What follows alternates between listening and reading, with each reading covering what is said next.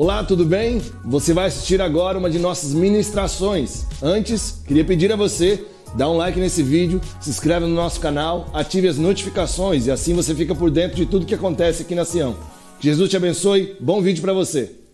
Meu nome é Lailson, estou aqui no Vetor desde 2022, e é sempre um desafio pregar, né? A gente sempre fica um pouquinho nervoso. Então você que veio esperando ouvir o Murilo pregar, que o Murilo prega muito bem, um exegeta e tal, e talvez você fique um pouquinho triste aí, mas tenha paciência comigo. Eu queria desde já convidar você a abrir sua Bíblia no livro de Romanos, carta de Paulo aos Romanos, capítulo 1, versículo 16.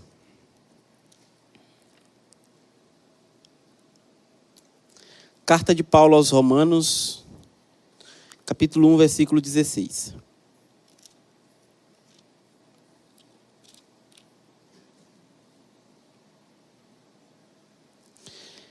Essa carta, né? Sempre que a gente vai pregar sobre Romanos, a gente sempre destaca a importância dessa carta que Paulo escreveu. Alguns estudiosos defendem que ele estava em Corinto, então ele escreve essa carta com instruções aos irmãos de Roma e planejando futuramente chegar até Roma. Porém,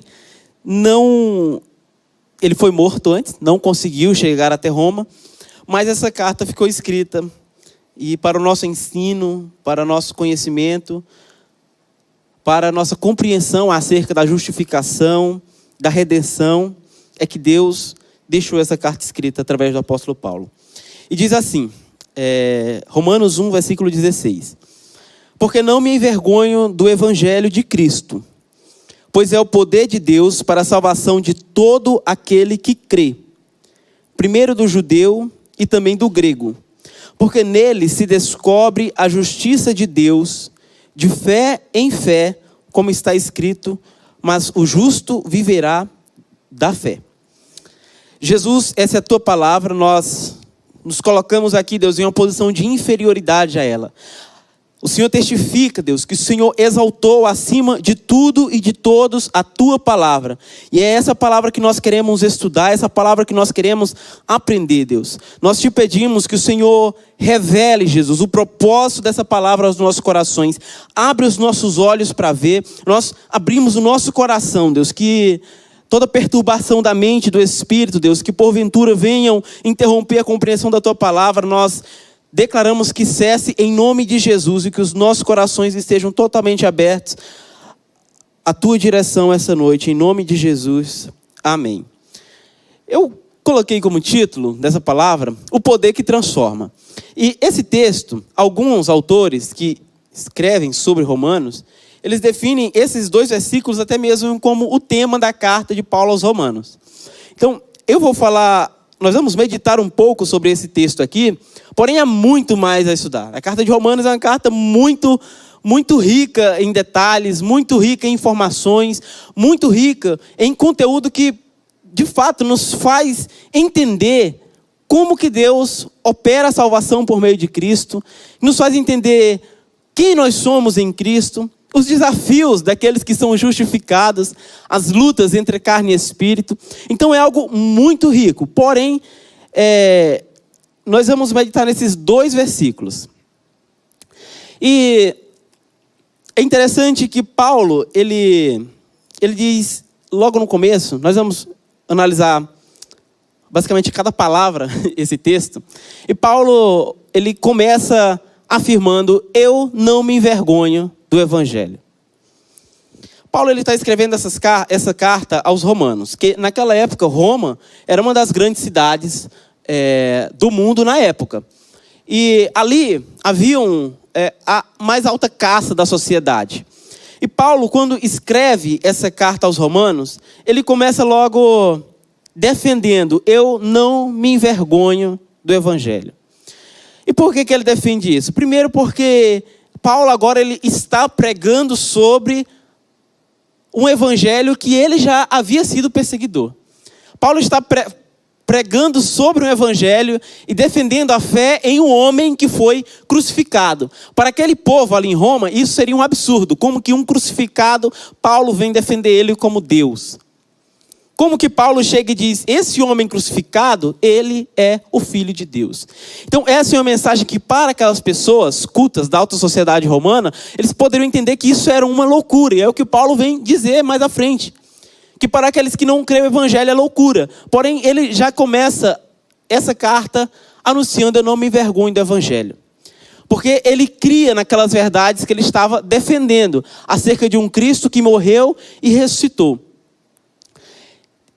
Além disso, uma outra razão pela qual alguns poderiam se envergonhar daquela mensagem, era que, a princípio, a maioria das pessoas que aceitavam a mensagem do evangelho eram os escravos, aqueles de menor renda. Então, talvez, para as pessoas verem Paulo pregando aquela mensagem, e aquelas pessoas de uma menor casta social, de uma casta social mais baixa, aceitarem a mensagem do evangelho, vinda de Paulo, um dos homens mais conhecidos na época, pelo seu conhecimento, para eles, ou para as pessoas que ouviam aquilo ali, poderia ser uma loucura. Isso é apenas um conto de fadas, é apenas uma lavagem cerebral na mente dessas pessoas pobres que não têm esperança.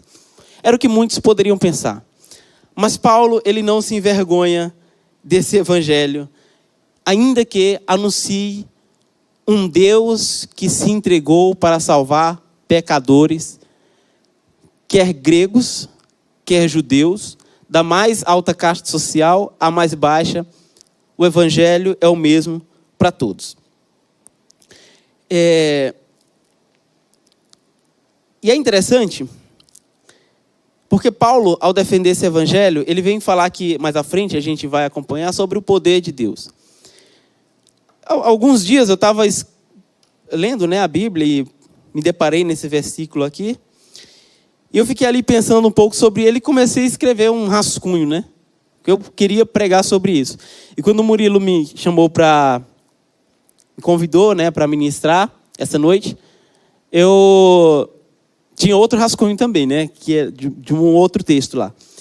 E eu fiquei pensando, mas rapidamente, Deus ele me trouxe para esse texto. Rapidamente, parece que quando o Murilo falou, minha mente foi raptada e trazido para aquele rascunho que eu já tinha outrora preparado. Então, às vezes, pode parecer para alguns, o que nós iremos pensar aqui hoje, é algo básico da fé cristã. Mas o básico também precisa ser relembrado, À toa que nós acabamos de sair da série Basic to the Basics.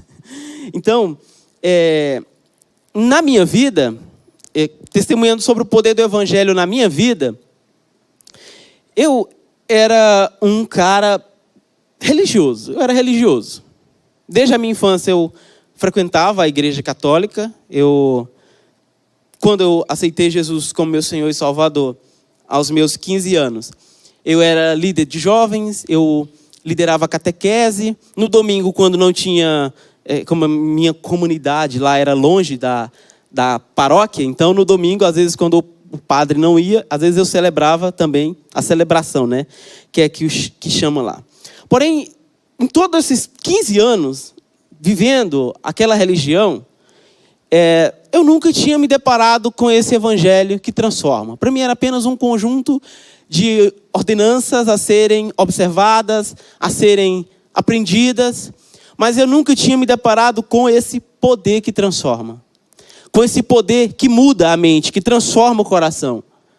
E às vezes a gente convive com o evangelho apenas como um conjunto de palavras que eu tenho que ler todo dia para bater a minha meta do devocional. E não entende isso como, de fato, a manifestação, como a escritura que revela o poder, o caráter e a glória de Deus para a humanidade, que pode transformar o coração do homem.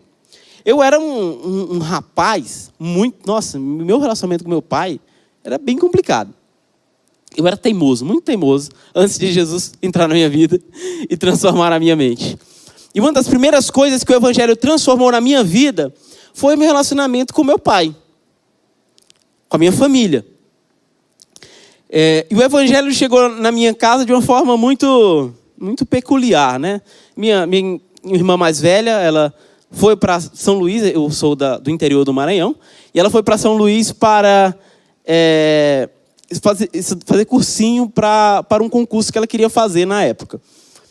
E lá ela passou 9 meses. Nesses 9 meses que ela passou lá, minha irmã Laísa, o nome dela, ela aceitou Jesus, ela se batizou, ela fez a escola de líderes, que aqui é como se fosse o módulo Lidere uma Célula, e ela voltou para a minha casa e abriu uma célula na minha casa, no interior, onde não tinha uma irmã lá que era evangélica, mas que se congregava em outro lugar.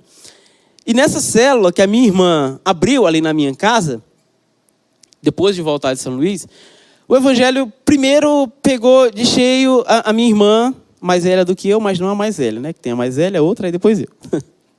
E depois meu pai. E depois a minha irmã mais nova. E depois a mim, e depois a minha mãe. Então o evangelho, ele trouxe transformação na minha casa. E o testemunho, porque a melhor coisa, a melhor notícia, a melhor decisão que eu tomei na minha vida foi seguir essa palavra. Foi aceitar Jesus como meu Senhor e Salvador. E independente de como anda a sua vida, há poder no evangelho para transformar. E eu testemunho isso, porque eu não me envergonho do evangelho. Eu não me envergonho. Quando eu cheguei na faculdade, eu sempre conto esse exemplo, estava todo mundo se apresentando, defendendo aquilo que eles acreditavam, ou se identificando com o gênero sexual que eles acreditavam ser. E a primeira frase que eu falei ali para os meus amigos foi: eu sou cristão. Todo mundo ficou assim meio parado. Por quê? Porque eu não podia negar aquilo que tinha iniciado um processo de transformação na minha vida. E eu acredito que Paulo, como pastor de muitas igrejas, ele também conhecia o poder do evangelho a salvar inúmeras pessoas naquelas congregações. E por isso ele defendia com tanta certeza: eu não me envergonho do evangelho. Então, eu não sei como você enxerga o evangelho de Deus. E talvez você tenha vergonha de proclamá-lo onde você está, onde você convive, no seu trabalho. O pastor Hernandes Dias Lopes, ele disse que o evangelho é como um leão. Basta você tirar ele da jaula e deixa ele fazer o trabalho. Então, irmãos, quando nós proclamamos o evangelho, as pessoas são transformadas. As pessoas são transformadas. E toda essa declaração de Paulo é para que pessoas fossem transformadas, inclusive nós, hoje. Mas acerca do evangelho, Paulo ele continua escrevendo. E agora nós vamos ver alguns pontos sobre esse evangelho que Paulo defendia, que Paulo pregava àquelas igrejas.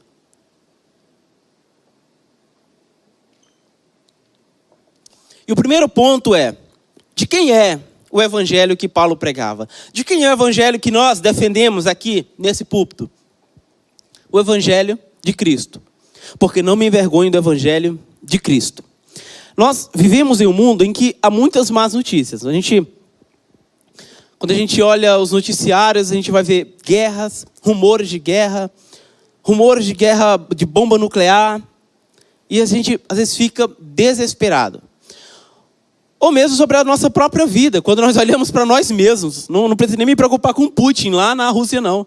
Eu me preocupo comigo mesmo, quando eu olho para mim e vejo as minhas más ações, ou os caminhos que as nossas decisões, por vezes, nos levam. E nós ficamos muito atormentados quanto às consequências que o pecado traz sobre a nossa vida e sobre toda a humanidade. E isso traz muita desesperança, às vezes. Às vezes a gente olha para a nossa nação, para o Brasil, e vê tantos problemas, desigualdade, corrupção. Tudo isso é fruto do pecado que entrou na humanidade. E sempre que nós olhamos para a circunstância ao nosso redor, vai parecer tudo muito difícil. Às vezes parece que a gente está batalhando sozinho, sabe? Aquele dia que você acha que você está sozinho, você esquece que tem um Deus no céu que cuida de nós. E é isso que o mundo tem a nos oferecer. São más notícias, infelizmente. Infelizmente, a gente olha e tem muitas más notícias. Tem muita notícia para nos desanimar, para nos fazer parar. Tem muita notícia que às vezes, quando eu olho, eu penso: nossa, como vai ser difícil ser pai no mundo que nós vivemos hoje. Com tanta oferta de pecado às crianças, com tanta tentativa do diabo de destruir a inocência das crianças. E às vezes, talvez esse também seja um medo seu. Porque a gente olha para situações do mundo, das guerras, das dificuldades, da questão moral, e é isso que nos atormenta. Mas há uma boa notícia de Deus, e essa notícia está escrita no Evangelho. Se nós olharmos apenas para situações nesse mundo, certamente nós iremos ficar tristes. Se a gente acordar lendo o G1 e dormir lendo a CNN, irmão, você vai ficar triste mesmo. Mas o Evangelho, ele traz uma boa notícia. Uma boa notícia, inclusive para nós que convivemos com os nossos pecados interiores, que nem depende da Globo ou da CNN, só depende de nós. O Evangelho, ele traz boas notícias de salvação e uma esperança para aqueles que confiam em Cristo. E o que é o Evangelho? Ele vem do grego, eu não sei ler se é Evangelho ou se é Evangelion, é uma coisa assim. Que significa boas novas. O Evangelho são boas novas. Paulo, ao escrever aos Romanos, ele está defendendo as boas novas de um Cristo que foi crucificado e entregue para a salvação de todo aquele que nele crê, do judeu e do grego, dos escravos e dos livres, do bárbaro e do cítaro. Todos aqueles que creem, a eles é dado o poder de serem chamados filhos de Deus, de serem feitos filhos de Deus. Então, o primeiro ponto é que o Evangelho é de Cristo. Cristo quem tem boas novas para a humanidade. Ou, ao menos, boas novas eternas. Porque, às vezes, as pessoas nos oferecem boas notícias. Mas Davi já sabia que o choro dura uma noite, mas a alegria vem pela manhã. Mas assim como... Pausa, produção. Mas... E aí, som, testando. Mas, eu vou falar igual Paulo no Areópago agora. Mas, assim como... Vai dar certo. Ei, som. Eita, aleluia, glória a Deus. É para glorificar de pé, igreja. Então, assim como... Assim como o quê, gente? Até me perdi aqui.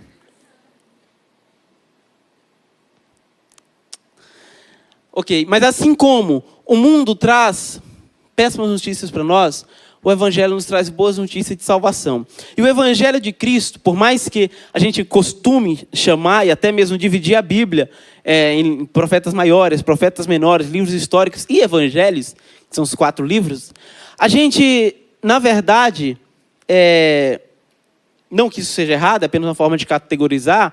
Porém, o Evangelho começa em Gênesis e termina em Apocalipse. As boas novas de salvação, elas são proclamadas à humanidade desde o Gênesis até o Apocalipse. Quando a serpente engana a mulher e Deus, ao falar para a mulher, ele diz, de ti virá o descendente que pisará, que esmagará a cabeça da serpente. Aquilo ali já era proclamação de boas novas. E as boas novas se encerram no Apocalipse, quando Deus nos dá a visão daquilo que há de acontecer, onde virão novos céus e nova terra sobre esse mundo. A cidade celestial, o jardim de Deus, que desce do céu, né? A nova Jerusalém que desce do céu. Então, o Evangelho, as boas novas de Deus, elas estão na Bíblia, de Gênesis ao Apocalipse. E se nós queremos entender essas boas novas, nós precisamos ler essa palavra. Cristo é revelado em um livro, que é a Bíblia. Cristo é revelado aqui, as boas novas, a esperança para os problemas que nós enfrentamos, as soluções para os problemas que nós enfrentamos, elas são reveladas nesta palavra. Elas são reveladas na Bíblia, que testifica sobre Cristo. Cristo é o fim de todas as coisas. E como nós alcançamos, como nós recebemos solução para os nossos problemas, salvação para a nossa vida, estão escritos aqui. O Evangelho é de Cristo. O mundo tem péssimas notícias, mas as verdades eternas, só quem as tem é Cristo. Jesus, ele veio anunciar boas novas e devemos parar de olhar para as notícias ruins desse mundo, né? Isaías vem falar, e a gente canta bastante aqui, os que olham para o Senhor estão radiantes. Independente dos problemas que existem, irmãos, quando nós olhamos para Jesus, nós podemos ficar radiantes. Eu não sei você, mas já teve vezes eu estar profundamente desesperado com alguma coisa. E eu paro para orar. Às vezes leio um versículo e começo ali a orar, boto um louvor, e fico orando e pensando naquele versículo, e do nada você está exultando em louvor, e vem uma paz, uma tranquilidade ao coração. Somente o Evangelho proporciona isso ao homem. Somente o Evangelho de Jesus proporciona isso a uma alma que estava cansada e abatida. O alívio e a paz em meio às tribulações. Sim, há grandes problemas para esse mundo caído, mas o próprio Deus se encarnou para vir trazer boas notícias. O próprio Cristo. A mensagem do Evangelho que começa no Gênesis e termina no Apocalipse, ele tem o ápice em Cristo. Porque dele, por meio dele e para ele são todas as coisas. Porque por meio dele foram criadas todas as coisas nos céus e na terra. Porque aprove a Deus na consumação dos tempos fazer convergir nele todas as coisas nos céus e na terra. É o que a palavra testifica sobre Cristo. Isaías vem nos dizer que o povo que andava em trevas viu grande luz, e aos que viviam na região da sombra da morte, resplandeceu-lhes a luz. Tens multiplicado esse povo, a alegria lhe aumentaste. Alegrem-se eles diante de ti, como se alegram na ceifa e como exultam quando repartem os despojos. Porque tu quebraste o jugo que pesava sobre eles, a vara que lhes feria os ombros e o cetro do seu opressor, como no dia dos midianitas. Essa é a boa notícia. O pecado, os problemas, as dificuldades da vida que por vezes nos entristecem, elas são nada comparada à obra de Cristo na cruz, nada comparada à glória que em nós há de ser revelada, nada comparado ao poder de Deus para mudar a sua situação. Não importa o tamanho da sua luta, do seu problema, da sua dificuldade, o Evangelho tem solução para isso. É o poder de Deus. E algo que nós temos que ter em mente é que o Evangelho,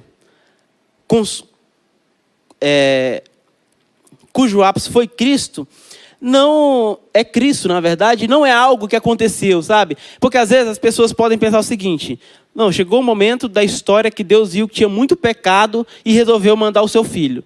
Tipo assim, estava fugindo do controle.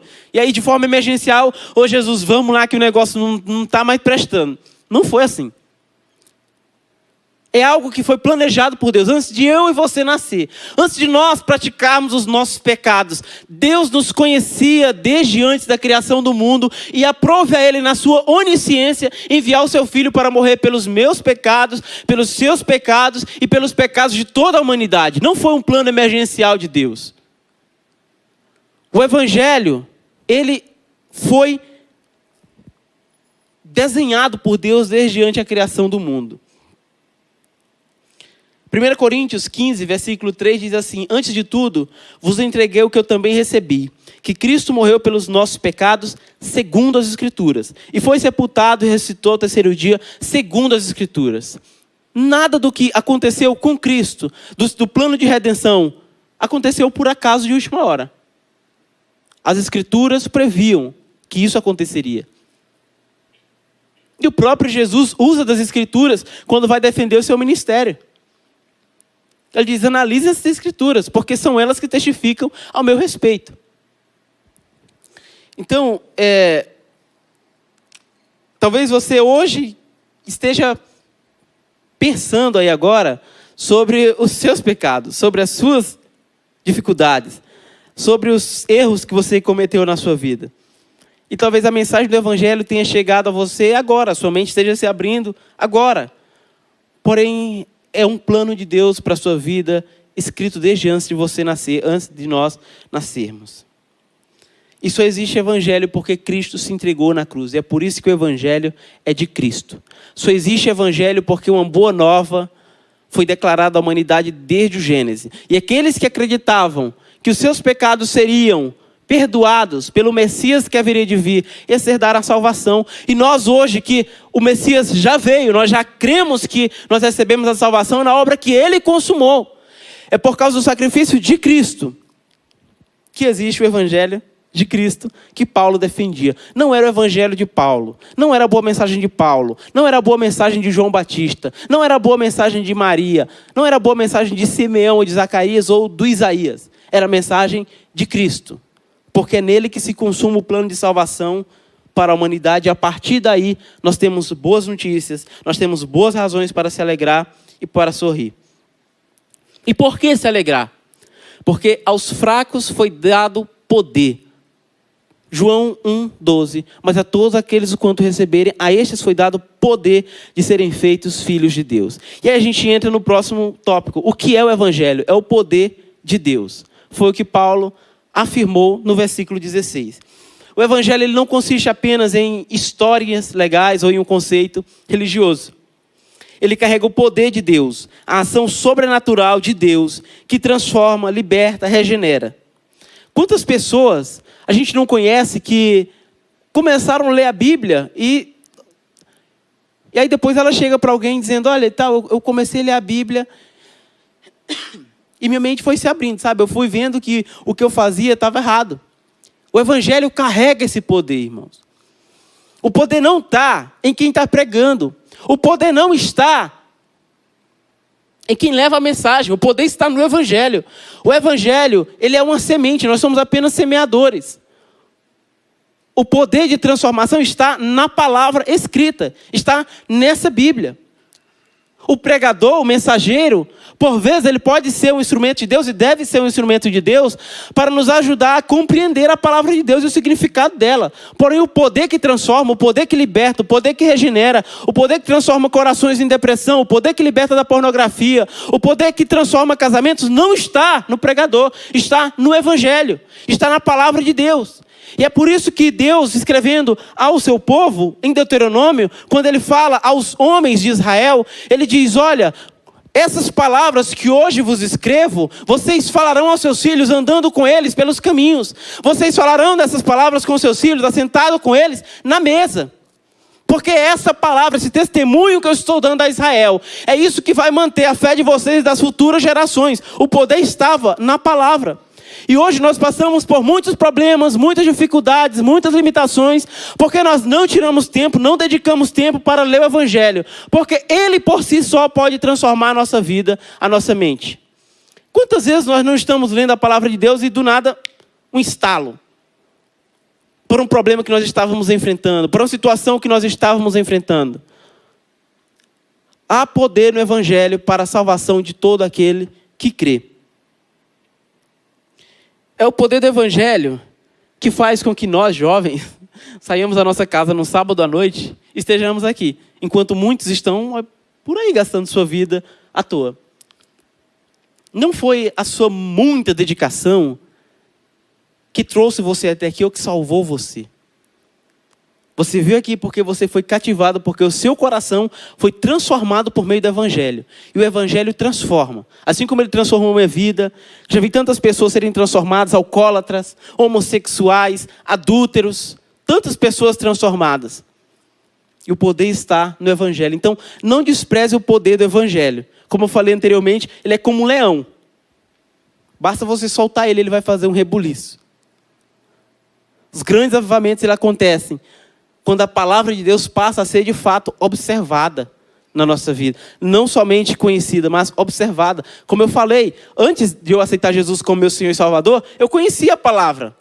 Mas eu não a via como um meio pela qual o poder de Deus é manifesto a homens pecadores como eu era e como sou. Eu não via o evangelho de fato como o poder de Deus apenas como letras. Mas a nós e a todos que creem nele, é o poder de Deus.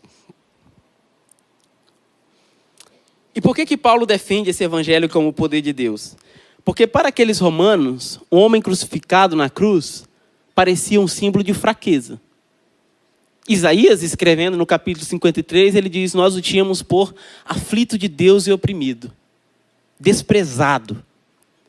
E talvez essa seja a visão dos romanos, de que um homem pendurado na cruz não parece ser muito uma imagem de poder, ser uma imagem de força, de transformação. Parece mais um coitado. Mas Paulo, ao escrever a carta de Romanos, e eu desafio você a estudar Romanos com bastante profundidade. Estude um versículo por dia, se preciso for, mas entenda todo o plano de salvação, porque Romanos, eles planam o plano de salvação de Deus para a humanidade. Paulo defendia aquele homem, aquele judeu crucificado, como uma manifestação do poder de Deus, planejado por Deus desde antes da criação do mundo, para a salvação de todo aquele que cresce no Evangelho, para a salvação de todo aquele que cresce na palavra de Deus, no Cristo que justifica, no Cristo que perdoa. E Paulo passa na sua carta a defender que, na verdade, aquele homem crucificado ali naquela cruz, ele estava pagando o preço dos seus pecados e do pecado daquela galera para a qual ele estava escrevendo. Essa era a defesa de Paulo. E essa é a manifestação do poder do Evangelho. Porque o poder do Evangelho é manifesto em um Cristo que teve poder para vencer o pecado e a morte. E ele atribui a justiça dele a você. Você não tinha esse poder para vencer o pecado e a morte. Primeiro porque nós somos pecadores desde o nascimento. O salmista escrevendo diz, porque desde o nascimento, porque desde o ventre se desviam os homens. Mas Cristo veio limpo do pecado, para salvar a humanidade pecadora.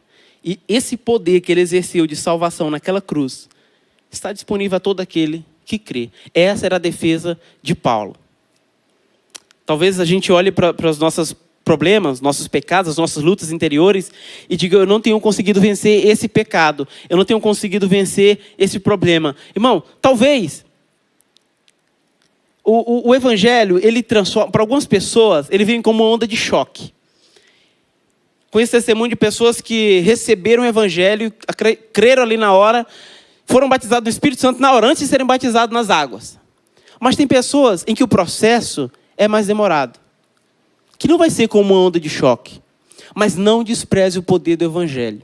Não importe quanto tempo tem durado essa luta, essa dificuldade que você tem enfrentado. Não despreze o poder do Evangelho. Mais do que isso, não abandone o Evangelho. É lendo a cada dia, é conhecendo a cada dia. É nos expondo, nos colocando em uma posição de inferioridade diante dele, que nós vamos sendo transformados. É quando nós vemos uma ideia expressa nessa palavra, inspirada por Deus, nós concordarmos que ela é verdade. E não bater de frente, senão eu é que estou certo. O que meu professor falou é que está certo. Para quem não me conhece, eu faço doutorado em engenharia química. Eu sou meio doutor, né? Da última vez que eu vim aqui, eu estava com as olheiras desse tamanho, porque eu estava para qualificar. E agora eu já qualifiquei, então eu sou meio doutor. Então, eu tenho que testemunhar isso, porque eu passei muitos apertos para qualificar. Agora eu sou qualificado, tá bom? Então, eu poderia me envergonhar do Evangelho lá na faculdade, onde ninguém acredita em Cristo, e na verdade despreza Cristo, despreza os judeus, despreza todo mundo. Mas eu não me envergonho, porque eu sei que se não fosse o Evangelho, sabe-se Deus onde eu estaria nesse momento. Como seria a minha vida? Eu imagino, eu vou chutar, na devassidão, vivendo na imoralidade sexual, com relacionamentos com minha família totalmente destruídos, porque eu era difícil mesmo. Apanhei bastante dos meus pais e que bom que eu apanhei, valeu muito a pena. Mas o que de fato me consertou foi o Evangelho. O que de fato transformou a minha mente foi o Evangelho. O que de fato transformou a mente de um cara que conhecia profundamente as Escrituras, aquele Saulo que perseguia a igreja, o que transformou a mente daquele cara para sair de perseguidor a um crente naquela palavra, foi o poder do Evangelho que está em Deus. A graça de Deus que opera quando nós lemos a palavra dele. A graça de Deus que opera na nossa mente quando nós nos expomos em um momento de contemplação a Deus por meio da sua palavra. Então você quer ser transformado? Você quer ter sua mente transformada? Se exponha ao Evangelho. Dedique-se a ler, a estudar e a compreender sob a direção do Espírito Santo. Certamente você será transformado. Certamente você viverá uma transformação na sua vida. E esse poder que Paulo escreve aqui, ele vem do grego dunamis, que de fato é um poder que transforma, que explode, que muda. Não é um poder qualquer. Creia no poder do Evangelho. O Evangelho ele é muito maior do que o pregador, como já foi dito, né? E por que nós temos que nos esforçar? Envolve um esforço. Envolve você dedicar um tempo do seu dia para ler o Evangelho. Envolve um tempo do seu dia para você ouvir aquilo que Deus tem para falar a você.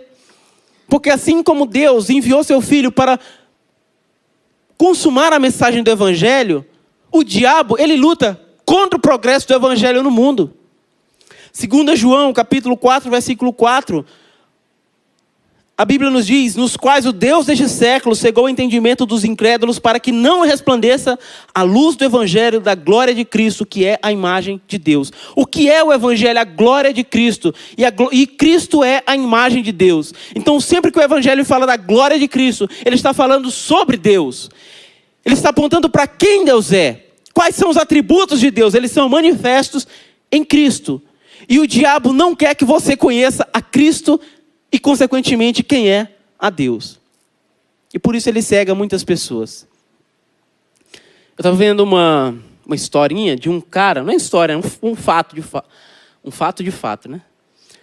Um jogo entre o Chelsea e o Carlton, Athletic Carlton, uma coisa assim. Um time lá da Premier League. Acho que em 1937 esse jogo, há bastante tempo. O interessante é que naquele dia, era 25 de dezembro, estava nevando bastante. E o goleiro do Carlton Athletic, ele estava na trave. E começou a nevar e não se via mais nada. E ele passou 15 minutos ali na trave e ninguém chutava a gol. E ele, na mente dele, ele dizia, nossa, meu time está atacando bastante, meu time está fazendo muito gol, só que ele não via ninguém. Aí ele disse que tinha vez que ele ia lá na linha do meio de campo e olhava e não via ninguém. E ele disse, rapaz, meu time está amassando, mas ele também não escutava ninguém comemorando gol. Aí depois de uns 15 minutos, aparece um policial lá onde ele, e o policial, o que você está fazendo aqui? Ele disse, não, eu estou jogando. O policial, a partida foi interrompida há 15 minutos. Por causa da neve, ninguém está enxergando nada, só você que está aqui. E aquela neve que cega as pessoas para a realidade que se passa ao seu redor, é como o pecado na nossa vida, sabe? Você acha que está tudo bem, mas na verdade o pecado está cegando as pessoas para as verdades que estão em Cristo, para as verdades da palavra. Aquele pecado, ele é como as distrações, aquela neve são como as distrações desse mundo que tiram o nosso foco daquilo que realmente importa. Que é conhecer a Deus, conhecer a Cristo e contemplá-lo. A gente não pode continuar na neve como aquele cara permanecer. Aí ele chegou, mas eu fiquei revoltado porque depois que ele chegou, o time dele fez aquilo de propósito, sabia? O time dele disse, não, a gente estava vendo quanto tempo você ia ficar lá até perceber. Esse cara foi muito sacana, né? E para quem quer saber, esse time, o Carlton, ficou em 4º lugar na Premier League naquele ano. E o Chelsea ficou em 10º. E o Manchester City foi... Como é que fala? Foi rebaixado com o melhor ataque, para você ter ideia. Então, curiosidades. Voltando aqui. O Evangelho, ele é o poder e não importa quão grandes sejam os nossos problemas. Jeremias escrevendo, ele diz... Deus falando a Jeremias, ele diz... Não é a minha palavra como o martelo que esmiuça a pedra? O Evangelho ele pode pegar os mais duros corações e quebrá-lo, e quebrantá-lo totalmente. E qual é o propósito do Evangelho? Para que se manifesta esse poder de Deus? E aí nós vamos para o próximo tópico, para a salvação. O Evangelho, o poder de Deus se manifesta para a salvação. 1 Coríntios 15, versículos 1 e 2, Paulo escrevendo, ele diz o seguinte, irmãos, venho lembrar-vos do evangelho que vos anunciei, o qual recebeste, no qual ainda perseverais. Por ele também vocês são salvos, se retiverdes a palavra tal como vos-la preguei, a menos que tenhais escrito em vão. O evangelho, ele traz ao homem a salvação, e a salvação em 3 tempos diferentes. A salvação da condenação do pecado, quando o Evangelho produziu em nós arrependimento. quando o evangelho produziu em nós conversão, quando Deus, por meio do evangelho, atraiu a nossa mente para ele, quando Deus, por meio do evangelho, transformou a nossa mente, e nós aceitamos Jesus como Senhor e Salvador, ali nós somos salvos da condenação do pecado. E agora, nós estamos sendo salvos do poder do pecado. E é por meio do evangelho que a cada dia nós somos salvos do poder do pecado. É por meio do evangelho que você contempla a si mesmo. O apóstolo Paulo, Tiago, escrevendo, acho que em Tiago 4,17, se eu não estou enganado, ele fala que aquele que lê a palavra, mas não a pratica, é como alguém que contempla a sua imagem no espelho e logo saindo se esquece de como era aquela imagem. O evangelho, ele é essa ferramenta, aliás, é o poder de Deus para nos salvar do poder do pecado, porque quando nós lemos o evangelho, nós nos enxergamos lá na condição daquele pecado que a Bíblia está descrevendo, né? Tem até um meme que diz assim: eu fico triste quando toda vez que eu vou ler a Bíblia, eu me identifico com o tolo que o Eclesiastes fala lá. E é assim mesmo que nós vamos sendo transformados. É quando nós lemos a Bíblia, e a Bíblia está falando como que o ímpio vive, e você, nossa, eu estou vivendo igual esse ímpio aqui. Quando nós vamos ler a Bíblia, e a Bíblia diz que nós devemos honrar pai e mãe, e a gente vê, mas eu não estou honrando pai e mãe. É assim que nós vamos sendo transformados e salvos do poder do pecado a cada dia. Mas é interessante nós pensarmos nisso, porque as pessoas elas costumam trocar os fins pelos meios. E hoje muitas pessoas elas veem o evangelho ou aceitar Jesus como Senhor e Salvador com o fim de receber bênçãos, de receber algo de Deus, algo material nesse mundo, uma recompensa, uma honra ou algo do tipo. Porém, não é esse o propósito do evangelho. O propósito do evangelho é para a salvação. E para que alguém seja salvo, Deus pode moer essa pessoa. Deus pode quebrantar essa pessoa totalmente. Deus pode colocar um espinho na carne dela para que o evangelho, de fato, cumpra o propósito para o qual ele foi escrito. Então, o fato de nós passarmos por lutas, tribulações, não quer dizer que Deus não está conosco, desde que o evangelho esteja em nós produzindo frutos, mesmo que por meio de situações ruins. O propósito do evangelho não é dar apenas condições tranquilas de vida nesse mundo. É transformação para que nós como Paulo escreveu a Timóteo, para que nós alcancemos a estatura do varão perfeito, que é Jesus. Esse é o propósito do evangelho. Então, às vezes vai vir dificuldade, vai vir problema mesmo, vai vir luta mesmo.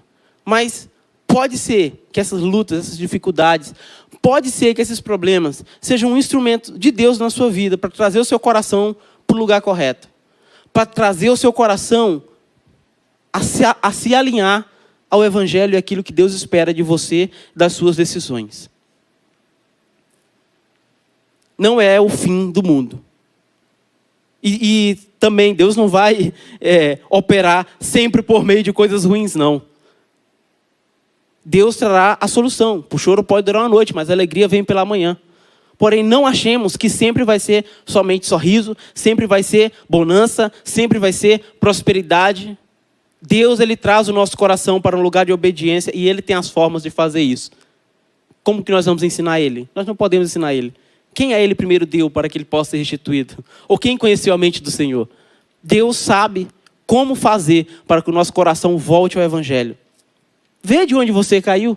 Foi a instrução que Jesus deu àquela igreja. Vê de onde você caiu e volta.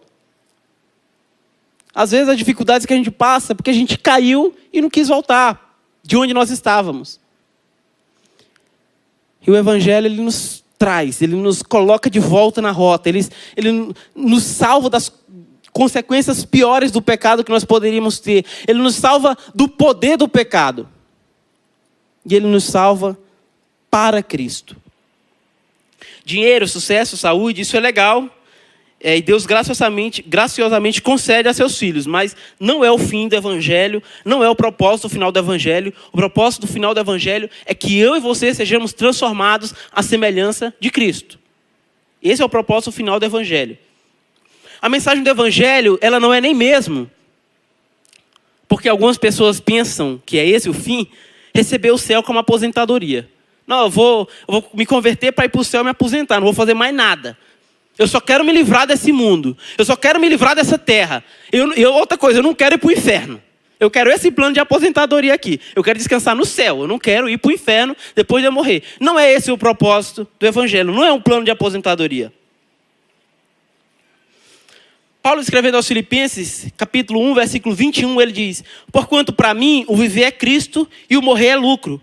Entretanto, se o viver na carne traz fruto para o meu trabalho, eu já não sei o que hei de escolher. Ora, de um lado eu estou constrangido, tendo o desejo de partir e estar com Cristo, o que é incomparavelmente melhor. Por que Paulo diz que de um lado eu queria partir? Para estar com Cristo. O propósito do evangelho, ao salvar eu e você e livrar-nos do pecado, da condenação eterna e da separação eterna de Deus, é nos conduzir até Cristo. É por isso que Paulo ele não diz: olha, eu quero sair, eu quero ir para o céu para se livrar das pessoas chatas que tem na igreja de Corinto e da Galácia, que só tem problema lá. Eu quero me livrar desse povo, então quero logo ir para o céu. Não é esse o propósito de Paulo. Paulo não diz: eu quero ir para o céu para me livrar de todas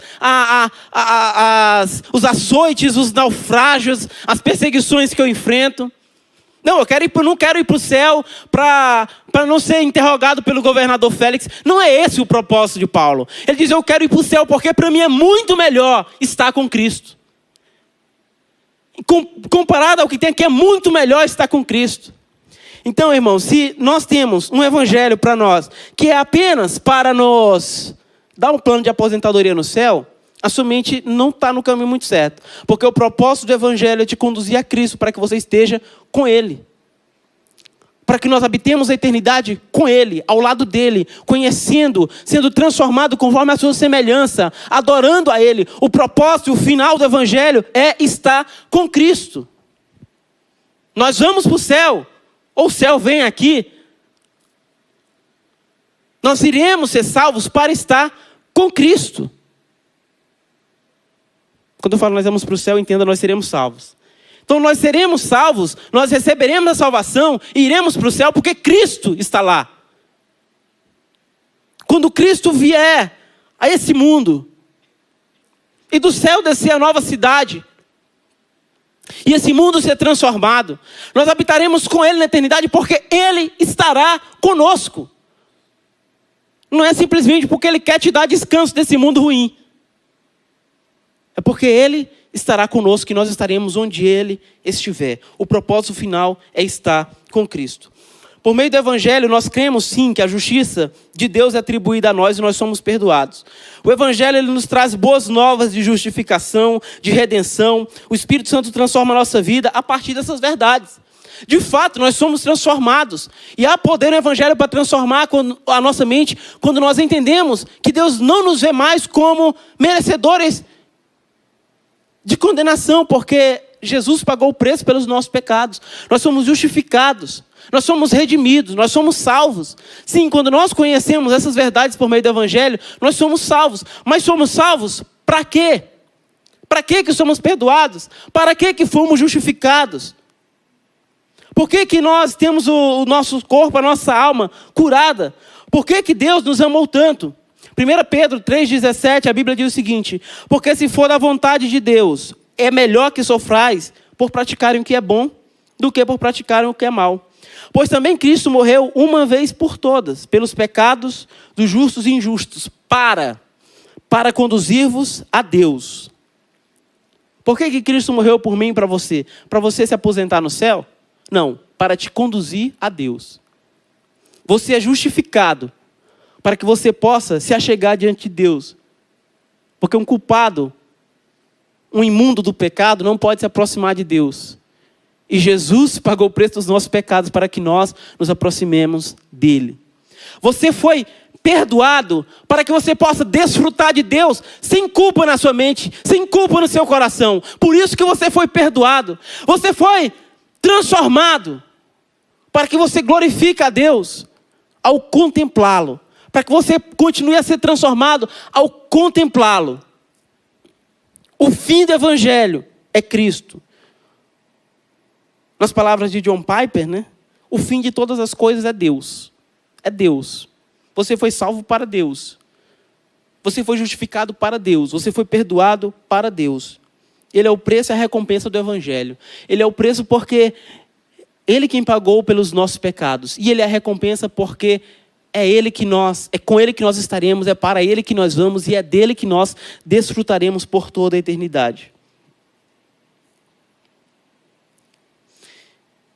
E aí a pergunta que fica, então, ok, se essa salvação está disponível, se nós podemos nos regozijar em Deus, se o evangelho é o poder de Deus, para quem está disponível esse evangelho? Quem pode ser transformado? Quem pode ser justificado? Quem pode ser redimido? E Paulo escreve ainda no versículo 16 ou 17, já não sei. Todo aquele que crê. Para quem é o evangelho? Para todo aquele que crê. Para todas as pessoas é a mensagem do evangelho. No Brasil, a gente tem falado muito sobre democracia, né? Democracia e no mundo também. Democracia, todos são iguais, atentados à democracia, não sei o que mais lá e tal. A mensagem do evangelho é a mensagem mais democrática que existe. Porque o que ela fala sobre a humanidade é que todos são pecadores. Independente da sua classe social, da sua profissão, do que você faz da sua vida, não importa. O evangelho coloca todo mundo como pecadores. Salmo 14, versículo 1, a Bíblia nos diz o seguinte: disse o nécio no seu coração, não há Deus, e tem se corrompido, fazem-se abomináveis em suas obras, não há ninguém que faça o bem. O Senhor olhou dos céus para os filhos dos homens para ver se havia algum que tivesse entendimento e buscasse a Deus. Mas se desviaram todos, juntamente se fizeram imundos. Não há quem faça o bem, não há sequer um. Então, você pode olhar para alguma pessoa cujo pecado é muito resplandecente na sociedade, um assassino, e diga, esse cara é um baita pecador. Porém, o evangelho coloca você e ele no mesmo balaio. Todo mundo é pecador. É uma mensagem muito democrática. Todos pecaram. Romanos 11:32, Paulo ele escreve, porque Deus a todos encerrou na desobediência, a fim de usar de misericórdia para com todos. O mesmo evangelho que diz que todos são pecadores, estende o convite de salvação a todos os que creem. Assim como a todos foram encerrados sobre o pecado, todos que creem no evangelho podem ser salvos. Martin Lloyd Johnson, no seu livro Pregação e Pregadores, ele escreve o seguinte: não existe falácia maior do que pensar que se faz necessário algum tipo especial de evangelho para tipos especiais de pessoas. Não, porque eu vou pregar para altos empresários, então o evangelho tem que ser diferente. Não, mas agora eu vou pregar para pessoas lá nas favelas, o evangelho tem que ser diferente. Não, todos pecaram. Não existe acepção de pessoas. Para Deus não tem acepção de pessoas. Todos pecaram, todos são pecadores. O mal que o pecado fez a um, fez ao outro. Talvez em formas diferentes. Talvez a forma que o pecado se manifeste na sua vida sejam em pecados diferentes da vida de outras pessoas. Mas a raiz de tudo é o pecado, porque todos foram contaminados pelo pecado. Cabe a quem prega, por vezes, escolher a melhor palavra, as melhores traduções, a melhor forma de expressar a sua ideia. Porém, o cerne da mensagem não muda. Todos pecaram. E essa é a mensagem do evangelho, para mim e para você. Dos apóstolos, a mãe de Jesus, os pais da igreja, Abraão, Adão, todos pecaram. A um se desviaram. Não há um justo sequer, é o que diz a Bíblia. Romanos 3:23, todos pecaram e carecem da glória de Deus. Há uma necessidade em mim, em você, da glória de Deus. E essa glória é manifesta, é revelada em Jesus. É revelada em Cristo. Porque Ele é a imagem de Deus. A glória revelada em Cristo é a glória do Pai, porque Ele é a imagem de Deus. Ainda Martin Lloyd Johnson, ele escreve que certa vez ele estava em uma universidade, na Universidade de Oxford, e lá tinha uma liga de debates, ele tinha gente bem afiada, né, em debates e tal. E ele prega ali um sermão para aquelas pessoas, e o propósito depois era aquelas pessoas perguntarem para ele, fazerem perguntas, né.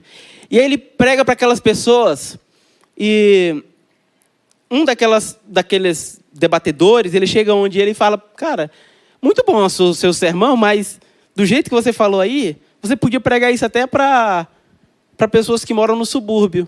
Muito simples essa palavra. E todo mundo riu ali, porque achou engraçado, porque ali era um lugar dos mais altos pensadores, alunos e já graduados ali de Oxford. E ele responde o seguinte: eu respondi que estava muito interessado na indagação, mas que, na realidade, eu não podia ver a dificuldade de ele em me entender. Porque confessei francamente que, embora eu fosse tomado por um herege, até aquele momento, eu vinha considerando todos os estudantes ali, e até mesmo os graduados em Oxford, como quem não passavam de pessoas comuns e como miseráveis pecadores, iguais a qualquer outra pessoa, mantendo o ponto de vista de suas necessidades, que suas necessidades eram precisamente as mesmas que as dos agricultores ou de qualquer outra pessoa. Esse é o poder do Evangelho. O problema que o seu amigo enfrenta, que a sua casa enfrenta, que você não sabe como abordar, como falar para aquela pessoa. As abordagens podem mudar, mas as dores, as dificuldades dos homens têm uma raiz. O pecado atingiu todos. E o Evangelho é a solução, é o poder de Deus para a salvação de todos os pecadores. Aqui nós temos homens, mulheres, universitários, não universitários, empresários, filhos. Todos somos pecadores e o pecado ele se manifesta de diferentes formas na vida de cada um. Mas louvado seja o Senhor, porque Deus enviou o seu único Filho para que todo aquele que nele crê não pereça, mas tenha a vida eterna. Ele amou tanto o mundo que enviou o seu único Filho. Então, se essa mensagem de que todos pecaram traz tristeza, há uma esperança na mensagem do Evangelho de que a salvação está disponível para todos. Quando Paulo escreve aos romanos que todos pecaram, ele não está querendo mirrar a esperança das pessoas. Pelo contrário, ele está querendo que todas as pessoas vejam a necessidade que tem de se encontrar com o Evangelho. Que todas as pessoas percebam a necessidade que tem de conhecer a Deus por meio do Evangelho. Porque é esse Evangelho que tira aqueles homens bárbaros, cítaros, gregos, judeus, da condição de pecadores e os faz filhos de Deus. É o Evangelho que pode pegar qualquer pessoa, independente do seu pecado, aqui na sua casa, lá no seu trabalho, e transformar ele daquela condição para um filho de Deus. Só é preciso que o Evangelho seja compartilhado. Só é preciso que ele seja pregado, porque o poder de Deus está no Evangelho, não está nem nas suas palavras. Está no Evangelho, ele contém o poder de Deus.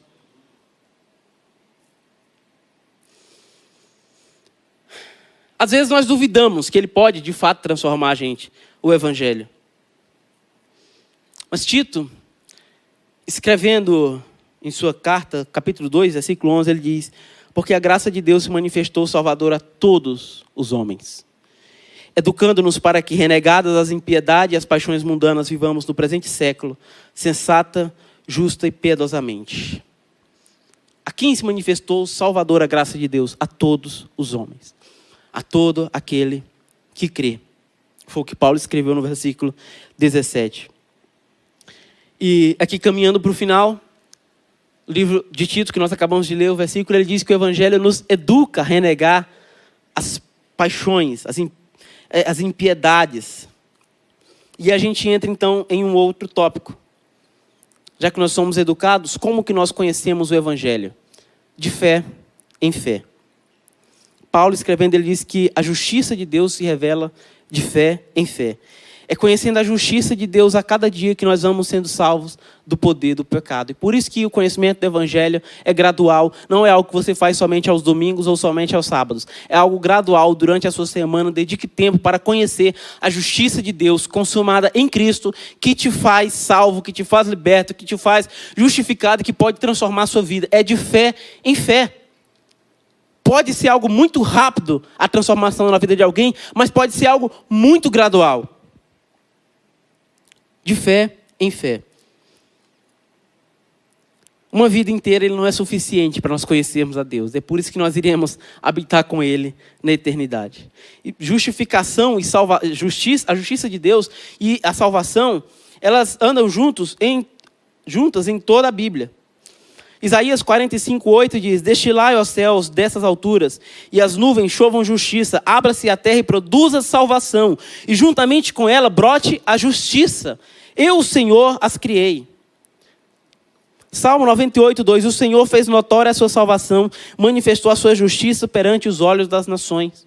O homem vai sendo salvo a cada dia ao conhecer a justiça de Deus imputada a ele, imputada a mim e a você. Então, não importa quão culpado você se sinta, há uma justiça de Deus consumada em Cristo, imputada a todo aquele que crê no Evangelho de Cristo. Por fim, o Evangelho de Deus, ele se entende e ele transforma o homem quando o homem o recebe com fé. A única condição que Paulo falou ao término de todo esse texto é: porque a justiça de Deus se reconhece de fé em fé. Aquele que se aproxima de Deus é necessário que creia que Ele existe. É necessário nós crermos que essas palavras de fato são verdadeiras, palavras de Deus para nós. Talvez para alguém que não tenha fé, que não tenha o coração transformado pelo Espírito Santo, pelo Evangelho, quando ele ouça que Deus abriu o mar, para ele parece uma loucura. Quando ele ouve que o Filho de Deus morreu na cruz, parece uma loucura, mas para nós que cremos no poder da redenção, o Filho de Deus crucificado na cruz é a mais alta manifestação do poder de Deus. Mas para que você receba esse poder na sua vida, é necessário crer. É necessário ter fé. Grandes mentes correm atrás de Deus para o conhecer. Pessoas que querem estudar Deus a todo custo. Querem estudar a Deus como um simples objeto de estudo. E podem até conhecer. Mas a transformação verdadeira vem aos corações daqueles que creem.